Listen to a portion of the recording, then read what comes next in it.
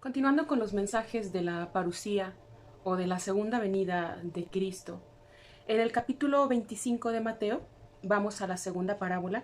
La anterior fue la parábola de las 10 muchachas o las 10 damas de honor. Enseguida de esto viene la parábola de los talentos o del dinero. Y dice así: sucederá también con el reino de los cielos como con un hombre que, estando a punto de irse a otro país, llamó a sus empleados y les encargó que le cuidaran su dinero. A uno de ellos le encargó 5,000 monedas, a otro 2,000 y a otro 1,000 monedas, a cada uno según su capacidad. Entonces se fue de viaje, y el empleado que recibió las 5,000 monedas hizo negocio con el dinero y ganó otras 5,000 monedas. Del mismo modo, el que recibió 2,000 ganó otras 2,000 monedas. Pero el que recibió 1,000 fue y escondió el dinero de su jefe en un hoyo que hizo en la tierra. Mucho tiempo después, volvió el jefe de aquellos empleados y se puso a hacer cuentas con ellos. Primero llegó el que había recibido las 5,000 monedas y entregó a su jefe otras 5,000, diciéndole: Señor, usted me dio 5,000, y aquí tiene otras 5,000 que gané. El jefe le dijo: Muy bien, eres un empleado bueno y fiel, ya que fuiste fiel en lo poco, te pondré a cargo de mucho más. Entra y alégrate conmigo. Después llegó el empleado que había recibido las 2,000 monedas y dijo: Señor, usted me dio 2,000 monedas y aquí tiene otras 2,000 que gané. El jefe le dijo: Muy bien, eres un empleado bueno y fiel. Ya que fuiste fiel en lo poco, te pondré a cargo de mucho más. Entra y alégrate conmigo. Pero cuando llegó el empleado que había recibido las 1,000 monedas, le dijo a su jefe: Señor, yo sabía que usted es un hombre duro, que cosecha donde no sembró y recoge donde no esparció. Por eso tuve miedo, y fui y escondí su dinero en la tierra. Pero aquí tiene lo que es suyo.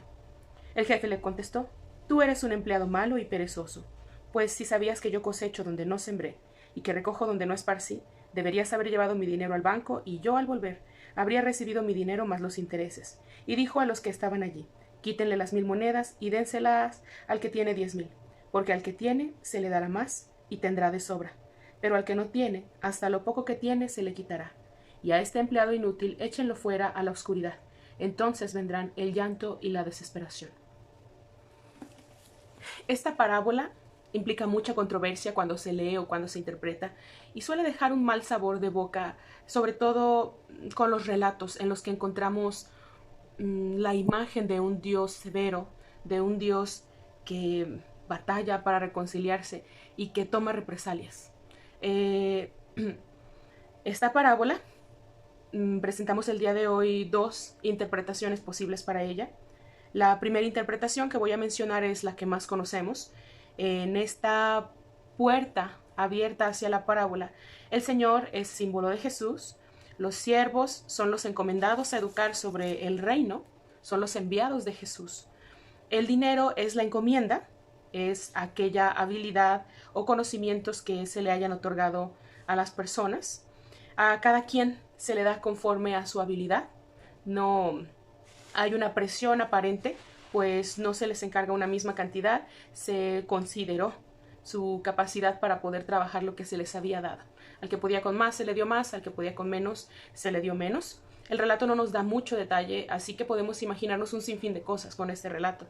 En esta primera interpretación a cada quien se le da entonces conforme a su habilidad y se le confía el crecimiento del proyecto. Aquí no se trata de producción económica, es algo completamente simbólico. Se trata de impulsar los valores del reino, de cumplir con sus ideales, los mismos que leemos en el resto de los evangelios, para saber cuáles son los ideales del reino, cuáles son sus propósitos, cuáles son los ideales que perseguía Jesús durante sus enseñanzas, durante su tiempo en la tierra.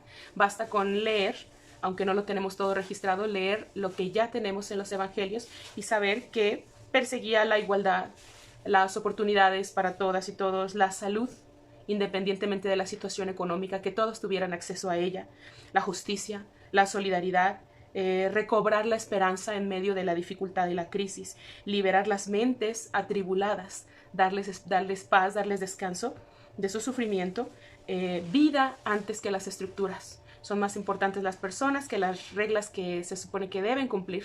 No son más importantes las reglas que el ser humano. Decía, el sábado se hizo por causa del ser humano y no al revés. Entonces, con esto nos bastaría, y con su modo de vivir, las gentes con las que se rodeó y los mensajes que impartía, la manera en que vivía su vida. No podemos considerar esta parábola como algo literal.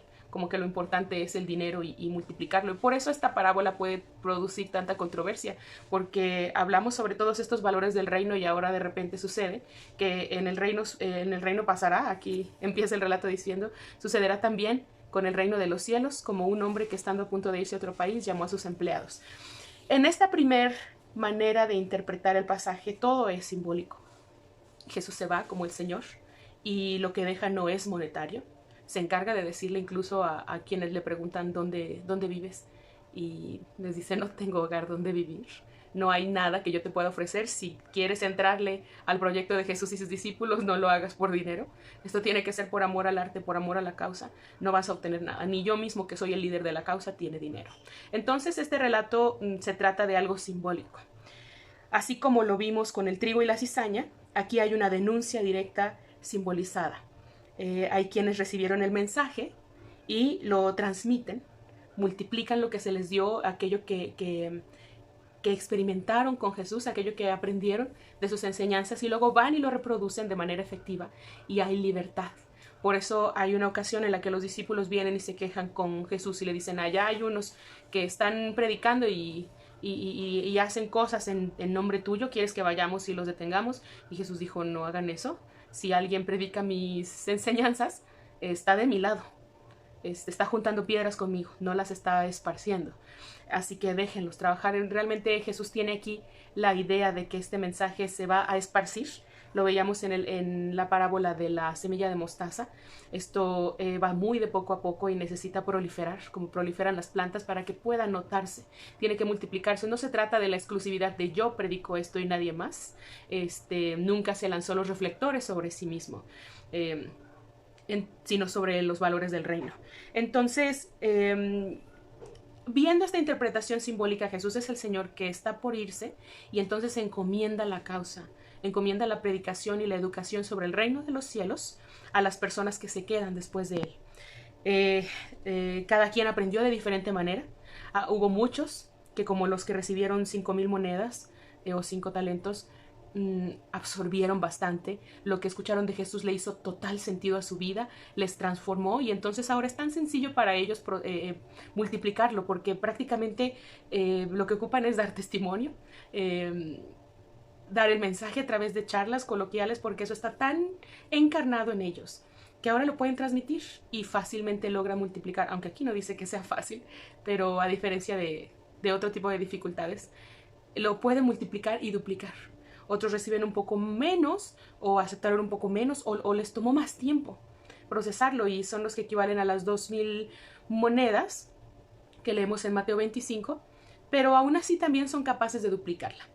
Y después entonces hay quienes lo reciben y no encontrando beneficio personal, porque aquí el reclamo o el argumento de este tercer siervo es: yo sabía que usted es un hombre duro que cosecha donde no sembró y recoge donde no esparció, y por eso tuve miedo, fui y escondí su dinero en la tierra, pero aquí está lo suyo.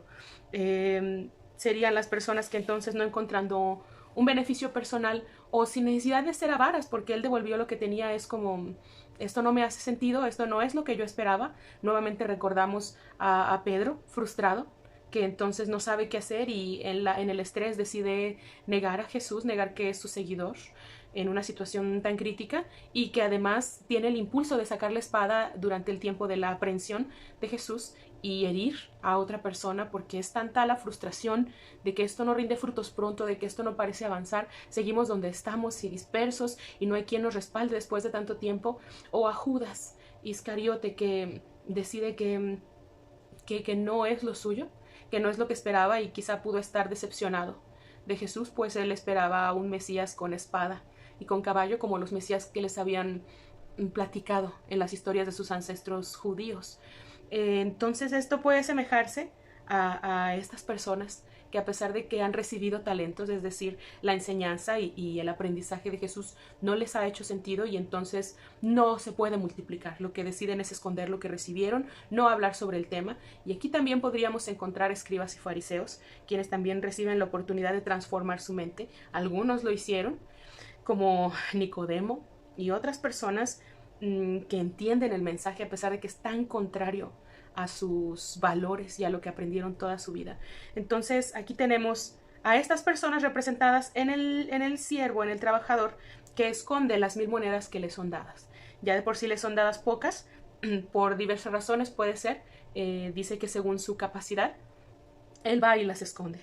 Hay que cuidar la manera en que tratamos esta parábola, pues la palabra traducida al español que leemos en la Biblia, en algunas versiones como talento, tiene su propio significado en nuestro idioma. Para nosotros en español un talento es una habilidad, es un don, es algo no material, es una cualidad que puede producir algo material o que puede transformar el entorno o quienes estén cerca. Esta parábola puede ser, sin embargo, usada, por lo tanto, para cargar en los miembros de una comunidad de fe, hablando específicamente de en una iglesia, para cargar en los miembros de una comunidad de fe el estrés de tomar a cuestas responsabilidades, dado que sus habilidades le fueron dadas por Dios, son para beneficio del reino, para que se apliquen en la iglesia, y entonces las personas en la iglesia, a partir de esta parábola, sientan el estrés de darse a sí mismos, de entregar incluso cuando no están seguros o incluso cuando no están en posición o en situación de hacerlo. A veces hay el deseo pero no hay la posibilidad, a veces hay las ganas pero no la energía, los recursos, y una persona que puede estar totalmente dispuesta a apoyar y entregarse por alguna causa, hablemos dentro de la iglesia, de repente puede experimentar situaciones familiares o de salud que le impiden rendir lo mismo, y este tipo de parábolas pueden ser mal usadas, incluso con buena intención, pero mal usadas, para cargar presión sobre la gente y decirle incluso no solo la presión y la culpa, sino el miedo. Si no se ve que estés produciendo, cuidado, porque entonces a la oscuridad donde será el lloro y el crujir de dientes, y a las personas no se les puede mover la voluntad, ni obligarles a otorgar, a dar, a hacer, a partir de la culpa y del miedo.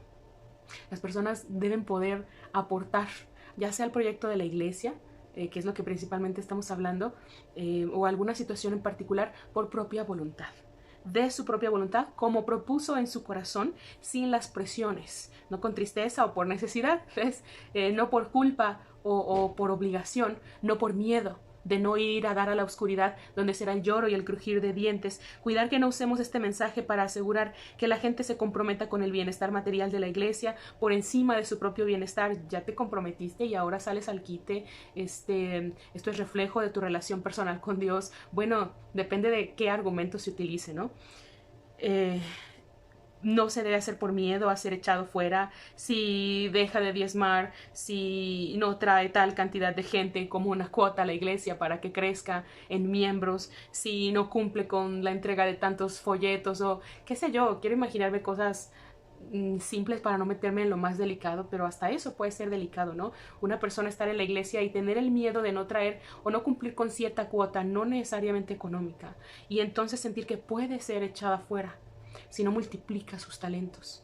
Y entonces poner los talentos para el servicio de la iglesia, para la honra y gloria de Dios, puede convertirse en el suplicio de es que si no cumplo con mi cuota, puede que me digan malo y negligente siervo, échenlo fuera, quítenle lo poco que tiene. Esa presión es muy fuerte. Las personas no pueden estar en la iglesia y trabajar y servir en la iglesia por miedo o por culpa. Entonces hay que tener cuidado de no usar la parábola de los talentos para presionar a la gente a que se ofrende. La parábola de los talentos, viéndola con la parábola anterior, Jesús no es miembro de una iglesia, no es el pastor de una iglesia que está asentada en un edificio, no tiene ni dónde vivir. Jesús está hablando sobre la causa. Está hablando sobre la revolución mental que está tratando de provocar. Sobre esto es sobre lo que está hablando. Así que esto es meramente simbólico. La historia es con dinero, porque es el que produce, pero se trata de transformar y de multiplicar el conocimiento, las habilidades, todo aquello que haya transformado su vida.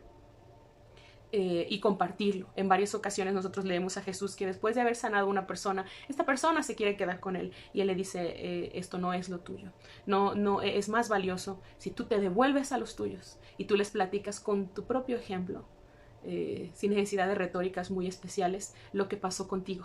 Y esa es la multiplicación de los talentos, de los dones. No solamente son las habilidades, es lo que tú recibiste en tu vida, algo que te haya transformado y que puedas replicar para que otros también lo puedan vivir.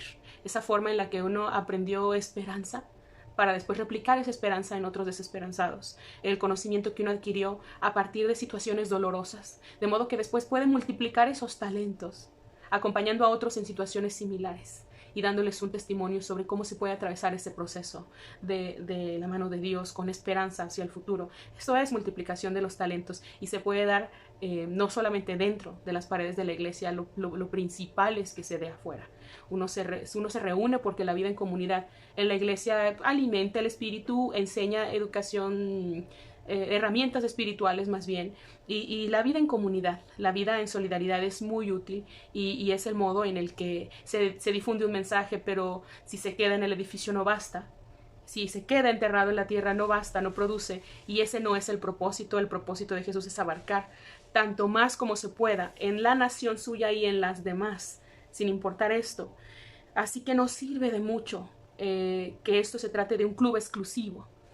Jesús y sus discípulos, Jesús y las personas que podían accesar a él, porque entonces estaría replicando el sistema religioso que ya existía, en el que solamente ciertas personas podían entrar a la sinagoga, solo ciertas personas podían acceder a la educación religiosa, solo ciertas personas podían ser alfabetizadas, etc. Y no se trataba de que el reino empezara a asemejarse a algo exclusivo, como en el Imperio Romano, que estaba bastante bien filtrado también en el sistema religioso, del que sus líderes de esta época estaban tan cómodos de haberse aliado con los romanos, que entonces lo más importante sería producir que sanar, o lo material por encima de la vida, y de eso no se trata. Eso ya es lo que existe y lo que Jesús quiere transformar. Esto requiere autoexamen de nuestros intereses o lo que nos impulsa como líderes de iglesia, cuando solicitamos de la gente algo para ser invertido en los proyectos de dicha organización. ¿Qué nos impulsa cuando invitamos a la gente a participar? Que crezcan, que desarrollen, que maduren ciertas áreas de su vida, que podamos llevar el proyecto adelante, o acumular, tener más, poder presumir delante de otras congregaciones, sentirse realizado a partir de lo material, de cuántas personas se unieron a nuestra iglesia este año, etc. Hay que hacer un autoanálisis. Nadie puede mirar la situación de otro delante de uno y diagnosticarla. La misma persona es la que se puede autoevaluar, la misma congregación hacia adentro es la que se puede autoevaluar y decir qué es lo que estamos persiguiendo con las cosas como las estamos haciendo. Tanta estructura y opresión, incluso la manipulación, según vemos en el relato. Jesús resaltó la piedad y fe de la gente que no entraba en la norma de la iglesia o de la sociedad, y denunció la mucha organización y estructura de un sistema religioso que no obstante se había quedado sin corazón. Jesús hace iglesia en los tugurios, en la oscuridad, en las comidas, en las bebidas, metiéndose a platicar y a conversar profundamente y a pasar un tiempo agradable con personas que nadie más quería pasar, con las personas al margen de la sociedad y que no encajaban. Hay que verificar qué tantos filtros, quizá no materiales o bien verbalizados, existen en las congregaciones, pero qué personalidad tiene una iglesia, que hubiera gente que no se siente cómoda o bienvenida al atravesar la puerta. Toda sociedad tiene sus filtros y hay que identificar cuáles son los nuestros como congregaciones, como iglesia en general y como congregaciones locales. ¿Qué filtros se sienten al entrar a la puerta y las personas pueden sentir que los pueden atravesar o que no? Y que en algún punto se les frena la entrada y la bienvenida, porque Jesús critica el sistema religioso, la iglesia en la que Él está insertado, en la sociedad en la que está insertado, tiene tanta buena organización, tiene tantas reglas para todo, es tan inmaculada, y sin embargo se ha quedado sin corazón. En los momentos en los que está más molesto y hace afirmaciones sobre la iglesia de su tiempo, dice sepulcros blanqueados.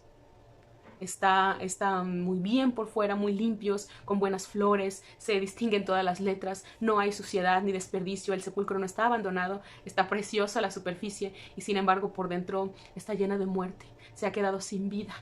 Y esta es la crítica que le hace Jesús a la iglesia. Entonces, esta parábola de los talentos es importante que no se use para que la iglesia se presione y sus líderes se presionen a sí mismos y a la congregación a producir, mostrar, demostrar, de modo que sea tan importante la fachada que tenemos delante de los demás, que puede esconderse bajo el asunto de tener buen testimonio. Es algo que se nos puede escapar de las manos y el asunto de tener buen testimonio, pasar de vivir orgánica y armónicamente con los demás y que ese sea un buen testimonio, a pasar al punto en el que el buen testimonio lo que implica es que somos perfectos, somos inmaculados. Otras iglesias quisieran ser como nosotros, otras congregaciones desearían, hay gente que gustosa dejaría su iglesia para unirse a la nuestra, etcétera. Eso es una iglesia muy bien organizada, muy envidiable, pero que se ha quedado sin corazón, cuando lo más importante es el exterior y la acumulación. Y es lo que le pasaba a la iglesia de los tiempos de Jesús, es lo que estaba criticando, y entonces nosotros necesitamos mantenernos al margen de la posibilidad de utilizar los pasajes de la Biblia para controlar, para producir, multiplicar y demostrar hacia el exterior. Tanta estructura y opresión, incluso manipulación, según vemos en el relato. Lo que logra de uno de los siervos es rebelión. Si nosotros viéramos este relato no desde el punto de vista del Señor, del dueño, del dinero, sino desde el punto de vista de este tercer hombre, de este siervo que enterró lo que le fue dado, ¿qué nos diría? Cada quien, según la situación en la que se encuentre, va a dar su versión y va a tratar de explicar por qué lo hizo, va a dar razones reales y razones imaginarias, va a tratar de justificarse y entonces de esa manera también nos va a dar otro punto de vista, otra versión y por lo tanto cosas que no habíamos observado.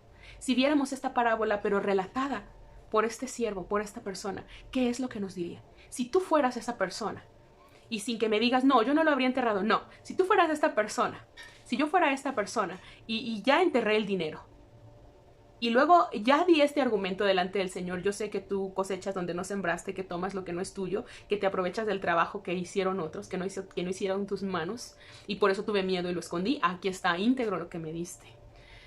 ¿No suena disparatado? Suena firme y suena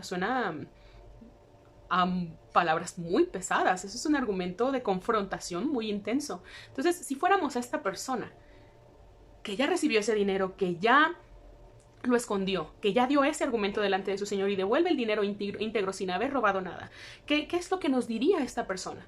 ¿Qué es lo que nosotros diríamos? Lo que logra en uno de los siervos es rebelión. Si nos vamos sobre la línea de pensamiento que empezamos, este se niega a mantenerse en el sistema y sucede lo que sucede. Se niega a hacer este trabajo que le es encomendado con la cantidad que se le dio. Y esto nos lleva a la segunda interpretación que mencioné, que íbamos a tener. Hoy dos interpretaciones, la primera, la que más hemos escuchado. Y esta segunda interpretación, esta parábola puede verse también como una denuncia de lo que de manera literal. En la primera interpretación todo era simbólico. No hay nada de dinero, se trata de impartir el mensaje del reino, mientras el Señor no está, para dar Él las enseñanzas, para treparse Él a ese monte, para subirse a esa barca, para sentarse con los marginados. Se trata de hacer su trabajo, multiplicar los bienes mientras Él no está. Pero en esta otra porción, o en esta otra manera más bien de interpretarlo, esta parábola puede verse como una denuncia de lo que de manera literal sucede en la sociedad a partir de la opresión romana sobre los judíos. Y en este caso sí hay bienes materiales de por medio, una denuncia bien simbolizada, como las denuncias del Apocalipsis. El Apocalipsis no es un libro de terror para meternos miedo de si nos tocará el juicio final y las cosas que podríamos ver y los lagos de fuego y las bestias de muchas cabezas y la gran ramera sobre la bestia. Nada de eso, sino que el Apocalipsis es un documento político de rebelión, de denuncia, también escrito por sus símbolos, que solamente los judíos podían entenderlo. Los romanos leen ese panfleto político, ese panfleto de rebeldía política y ven tantos dibujitos nada más, pues, que una ramera y que unos ángeles de muchas alas y que una serpiente. ¿Están locos estos? ¿De cuál se fumaron? Pero cuando un judío leía que la Gran Babilonia, decía, por la historia de vida que tenía su pueblo. Cuando los romanos leen la Gran Babilonia, no se enteran, estarán hablando allá de otras culturas, de otras situaciones que les pasaron. Cuando un hebreo leía la Gran Babilonia, él sabía, o ella sabía, a qué se refería el escritor con la Gran Babilonia. Y de esa manera, en la nariz de los romanos, estaban difundiendo textos de rebelión en contra del sistema. Así también podríamos ver esta parábola como un panfleto de rebelión política, porque la política apesta en esa época. Y cualquier parecido con nuestra realidad quizá no sea mera coincidencia. En esta interpretación, el Señor, entonces, es la autoridad política, no Jesús. Y sus intereses económicos, en donde es más valioso producir, multiplicar y almacenar a una costa del vulnerable. ¿Sí? Se fue de viaje, no dice si de negocios, no dice si de vacaciones, pero se ha ido de viaje, ha dejado las posesiones, pero sí encarga a otras personas. Y esto podría ser algo totalmente noble. Me voy porque tengo que trabajar, pero ustedes quédense para que este negocio siga produciendo. O me voy de vacaciones, quédense trabajando, para que durante las vacaciones no se pierda nada.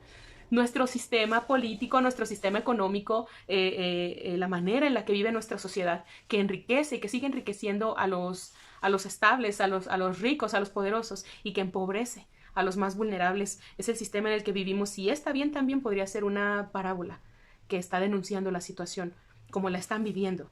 Los dos siervos que producen, que son los líderes religiosos, tienen algo que ofrecer al imperio porque han lucrado con la fe del pueblo. Aquí sí estamos hablando de algo económico. A partir de una habilidad que se les dio o de un cargo que se les dio, lucran con la fe del pueblo. Recuerde los puestos de venta que Jesús revuelve como denuncia. Está enojado de ver cómo esta situación de producir, acumular y empobrecer a los demás ha filtrado incluso el santuario, ha filtrado incluso la casa de oración, y esto le molesta tanto que vuelca mesas y libera animales y hace un desorden total. Como denuncia, esto es una cueva de ladrones, estoy asqueado de lo que pasa aquí. Así que bien, muy bien estas dos personas, estos dos siervos que logran multiplicar lo que se les dio, ya sea en cargos muy poderosos o menos poderosos, 5,000 monedas o 2,000 monedas, pero que ambos logran multiplicar, ya que lucran con la fe del pueblo. Y el tercer siervo, entonces, sería Jesús. El tercer siervo es Jesús, quien se sale de la norma de los líderes religiosos. Él también es un líder religioso, no reconocido por el sistema en el que se encuentra insertado, pero él también es un líder religioso que, a diferencia de los demás, los escribas, los fariseos, los maestros de la ley, se niega a insertarse en ese sistema para aprovecharse del pueblo. Sintió la tentación. Recordemos lo que ya habíamos hablado acerca de las tentaciones de Jesús en el desierto. La tentación de todo esto te daré si postrado me adorares. Jesús hablando con su propia conciencia, viendo a este personaje como la serpiente del Génesis, es decir, la propia conciencia, el ser humano hablando con él mismo y diciendo, la verdad que si yo me lanzara para gobernador, la verdad es que si yo levantara al pueblo en mi nombre, yo lo haría mejor, sería buen gobernante, no me dejaría corromper. Jesús siente la tentación de aprovecharse, por lo menos de recibir algún beneficio de lo que estaba enseñando, y sin embargo da un paso atrás y dice, ¿qué rayos estás pensando? Si a eso no es a lo que vine. Entonces Jesús sería este tercer siervo que se sale de la norma de los líderes religiosos, se niega a insertarse en ese sistema para aprovecharse del pueblo como los demás lo han hecho. Jesús entonces en este relato estaría además alertando a su gente, mi actitud frente al imperio hará que me saquen. Estoy consciente de que me estoy echando la soga al cuello por cómo estoy haciendo las cosas cuando está contando este relato. Si esa fuera la interpretación que le damos, no está muy apretada ni sacada de los pelos. Esto lleva buena estructura de literatura apocalíptica, de literatura de denuncia. Él les está diciendo entonces una manera de decirles, ya ven que muchas veces les anunció que lo perseguían y que lo iban a matar. Y es su manera de decir, mi actitud frente al imperio hará que me saquen y se deshagan de mí, al lloro y al crujir de dientes, que es la cruz. Y esto responde a la desesperanza de una iglesia primitiva, que sufre en esos tiempos de persecución. Y el lloro y crujir de dientes es el de la arena, del Coliseo, atacados por armas y por leones. La iglesia primitiva se revela al concepto del imperio de producir, enriquecer a unos y empobrecer a otros. Nosotros leemos en el libro de los Hechos que la iglesia primitiva compartían todo lo que tenían. Esa era una especie de socialismo. Imagínense, una comunidad o una micro sociedad insertada en un imperio altamente capitalista, y que haya un grupo de rebeldes socialistas que comparten sus bienes, que se preocupan unos por otros, que se esperan para compartir los alimentos con quienes no tienen. Esto es rebelión. Cuando dice niega de tu fe o vas al Coliseo, no se trataba de deja de orar, no menciones en voz alta si eres cristiano o no. Esto era un asunto político, de poner a estas personas renegadas, de poner a estas personas en contra del capitalismo y darle un mensaje a todos los demás. Esto le pasa a la gente que trata de salirse del sistema. Esto les pasa. ¿Ustedes quieren también? Eso es una cosa muy intensa, es algo muy político y no le podemos robar ese matiz a este tipo de relatos. La iglesia primitiva se revela al concepto del imperio, de producir, enriquecer a unos, empobrecer a otros, rompe con el esquema capitalista, y un grupo de rebeldes representa amenaza para el imperio, que no duda entonces decir, lo poco que tienen, quítenselo. y láncenlo a la tortura y a la muerte, al lloro y crujir de dientes, y dénselo a quienes más tienen. Este mensaje puede sonar a, bueno, Dios ve al capacitado y le da más, y ve al que no está capacitado, no está comprometido y aún lo que tiene le será quitado. Si vemos esto como una manifestación política en contra del capitalismo, es aterrador ver en este relato reflejado lo que el imperio dice, ya que quiere mantenerse rebelde, ya que no va a renegar de su fe, es decir, de sus creencias políticas, ya que no va a renegar de lo que está haciendo y se niega a insertarse en nuestro modo de vivir tan materialista.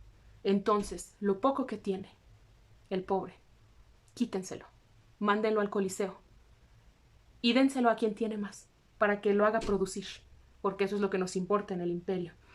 Mensajes macabros al pueblo sobre lo que le sucede a los desertores del capitalismo romano. Este evangelio, que no es una crónica escrita conforme a los sucesos, no había alguien escribiendo conforme Jesús decía las palabras, es un testimonio posterior para orientar y apoyar a una comunidad de fe que enfrenta violencia, que se ha quedado físicamente sin su Jesús, sin su Maestro, que se siente desprovista y dispersa, y necesita ver este tipo de relatos en los que lean que su líder atravesó lo mismo, y aún así hasta la muerte sintió que valía la pena enseñar un sistema alterno al que vivían política, social y religiosamente para mantenerse, para no bajar la guardia, para reabastecerse de aceite, como lo veíamos en la parábola de las 10 damas de honor o de las 10 vírgenes. Este asunto mire, no hay espacio para bromas ni para dormirse en los laureles. La gente está viviendo al día. La gente no sabe si la van a aprender al día siguiente o no. La gente no sabe si van a separar a su familia bajo esta simbología, bajo esta circunstancia que está viviendo la iglesia primitiva. La parábola se vuelve una denuncia. Así están las cosas en nuestro entorno. Aunque el reino de los cielos ya esté aquí y ya podamos disfrutar paz y esperanza y renovación de la esperanza en medio de tanta dificultad, esa es la situación y no podemos negarla. No podemos encerrarnos en nuestra casa ni en las 4 paredes de nuestra iglesia y decir que todo es bonito, amén, y tratar de negar nuestro entorno. El entorno en el que estamos insertados. El entorno en el que estamos desde mucho antes y después de que termine el servicio de la iglesia. No podemos negar esa realidad. No podemos renegar de nuestra propia realidad y de la de los demás como si fuera algo fantasioso que no debería existir. Es nuestra realidad por el entorno en el que estamos insertados. Así están nuestras cosas y esto es lo que el yugo romano da como fruto. Esta parábola se convierte entonces, bajo esta segunda manera de interpretarla, como un mensaje diciendo así se ponen las cosas, cuando lo más importante es producir y multiplicar los bienes materiales por encima del bienestar de la gente. No pudo mandarlos de vacaciones en los que se iba a trabajar, que siempre produzca, y esto es lo que produce este sistema romano, esta invasión romana. Produce gente rebelde, gente hastiada de la vida, gente que dice, ¿para qué sigo trabajando? Si todo se va a ir en impuestos, todo se va en pago de servicios, todo se va en intereses de préstamos que saqué por cosas básicas que deberían ser garantizadas por el gobierno, por el Estado. Este tercer siervo representa toda esa desesperanza, ese desánimo de ¿y para qué salimos a votar? ¿Y para qué seguimos teniendo esperanza? ¿Para qué esperar un cambio? ¿Para qué seguir trabajando? ¿Para qué seguir procreando? ¿Para qué nada? En este sistema que es tan duro, que es tan intenso, que con cualquier momento en el que no cumplas con lo que está esperando de ti, esta sociedad te va a comer a palabras y material físicamente. Es algo muy intenso. Y Jesús lo asume. Si vemos este tipo de interpretación en la parábola de los talentos, la parábola del dinero, dice la versión de Dios habla hoy. ¿Cómo hacemos para mantenernos en resistencia ante tal sistema? ¿Cómo logramos no ir con la corriente y darle más importancia a lo material y a la acumulación o a la superioridad moral por encima de la justicia? ¿Cómo le hacemos para resistirnos a eso? ¿Cómo nos resistimos a la tentación de que nos importe más lo inmaculada o lo perfecta que se ve en nuestra iglesia? Lo inmaculadas que se ven sus entradas, de modo que hay personas que sienten que hay filtros que no les dejan pasar de la entrada. O si somos una iglesia un poquito más desordenada, pero la gente se siente bienvenida. Si somos una iglesia que más bien es una familia, que sabe que tiene errores y que tiene beneficios, que tiene talentos, habilidades, que tiene momentos buenos, momentos difíciles, pero que es una familia en la que las personas puedan sentirse bienvenidas. ¿Cómo resistirnos al riesgo de ser sepulcros blanqueados? Con tal de decir, me diste 5,000 monedas y aquí están estas otras 5,000. Me llevé de corbata unos cuantos, pero te traje lo tuyo multiplicado. ¿De qué manera? Nosotros nos podemos oponer al sistema de cualquier manera. ¿Con qué actitudes en mayor o menor grado? Respondemos como el tercer siervo. No voy a abonarle a tu sistema, en el que te apropias de lo que no trabajaste con tus propias manos. No voy a desgastar a mi congregación para que tengas bonitos números. No voy a desgastar ni bolsear a la gente para tener esto, el resultado o el otro. No voy a dañar el espíritu o la alegría de la vida que tiene mi gente, con tal de controlarlos con culpa o con temor de la oscuridad, de ser echados afuera donde será el lloro y el crujir de dientes. No voy a abonarle al sistema que para mantener la iglesia firme, fuerte y grandota, la controla con miedo, con angustia y con culpa. Aquí está lo que es tuyo, no es mío, y no voy a insertarme en ese sistema. ¿De qué manera práctica, cotidiana, de qué maneras, y aún maneras pequeñas, nos mantenemos contracorriente, acordes a los valores del reino mientras vuelve el Mesías o antes de que se apague mi vida? Que yo no vea la segunda venida, si es real materialmente o no, si es símbolo de algo que va a suceder en mi interior o en la sociedad. Si yo no lo veo y antes de esto se apaga mi vida, ¿de qué manera yo puedo vivir acorde a los valores del reino mientras vuelve el Mesías o antes de que se apague mi vida? ¿En qué iniciativas la iglesia podría involucrarse? Iniciativas que son fuera del ambiente del templo de forma tradicional, pero que luchan por la igualdad y la ternura, aunque no izan la bandera de cristianos. Estando nosotras como cristianos, advertidos respecto de la confusión de ser unos puestos a la izquierda y unos puestos a la derecha, en un ambiente de suma confusión, en el que va a haber gente diciendo, pero si yo mantuve tu iglesia llena de miembros, yo predicaba, yo evangelizaba, hicimos campañas, y que escuche decir, no te conozco. No reconozco tus principios, tus valores, no reconozco tus métodos. A la izquierda, por favor.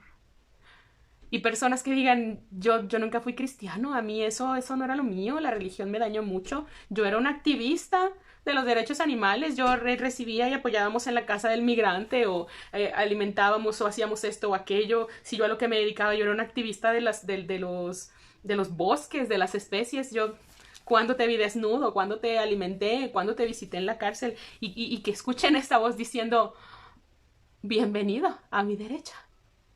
Te conozco, me lo hiciste porque lo hiciste a uno de mis más pequeñitos. ¿Y quién puede definir quiénes son sus pequeñitos? Yo necesito ser su pequeñita. Tú necesitas ser su pequeñito. A veces estamos en situaciones de tal vulnerabilidad que nosotros entramos en esa calificación, en esa clasificación, en donde dice que los pequeñitos son de una sola especie, que no se refiere también a la naturaleza, a las plantas, a los animales, al espíritu, a las ganas de vivir de la gente. Y esos son sus pequeñitos. Y por cuanto a ellos lo hiciste, a mí lo hiciste. ¿Cómo le hacemos la iglesia para disminuir ese riesgo de ser puestos a la izquierda por habernos enfocado más en la imagen inmaculada y perfecta y llena de miembros, pero ser como sepulcros blanqueados? ¿De qué manera evitamos eso? ¿En qué iniciativas la iglesia se puede insertar? Que no sean iniciativas religiosas, pero que luchen a favor de los valores del reino, aunque ellos no levanten la bandera cristiana, estando nosotros advertidos de esa situación confusa que les mencionaba de la parábola de no te conozco y a ti sí te conozco. ¿Cómo saberlo? ¿Que la sabiduría divina nos oriente? Porque yo no tengo esas respuestas. Como les decía al principio, yo no puedo ponerme delante de una iglesia o delante de una persona y decirle, sepulcro blanqueado, sí, iglesia del reino de los cielos, buen cristiano, no creyente. Sí, tú al reino de los cielos, tú al lloro y al crujir de dientes. Eso no es una cosa que podamos hacer. No podemos medir la espiritualidad ni las intenciones del otro. Esto se trata de un autoexamen. Y ese autoexamen, en el que también nuestro corazón puede ser engañoso para nosotras, para nosotros mismos, necesita la sabiduría de lo alto para que nos oriente, para que nos revele lo que necesitamos que nos sea revelado, porque nadie más puede tener esas respuestas. Necesitaremos oídos para oír, como decía Jesús. Que el que tiene oídos para oír, entonces oiga el mensaje de la palabra de Dios, que nos habla no solo a través de la Biblia, sino a través de la naturaleza, a través de las crisis, a través de la forma en la que se mueve nuestro cuerpo y funciona, a través de las personas que esperamos que nos hablen y que nos alimenten la fe, y a través de las personas menos esperadas, a través de situaciones de aprendizaje agradables y dignas de celebrar, y a través de las crisis. Que el Señor nos dé la sabiduría de lo alto para encontrar ese modo de convertirnos o de mantenernos rebeldes hacia los sistemas que oprimen a la gente y les mata la esperanza, porque el Señor viene pronto. Muchas gracias.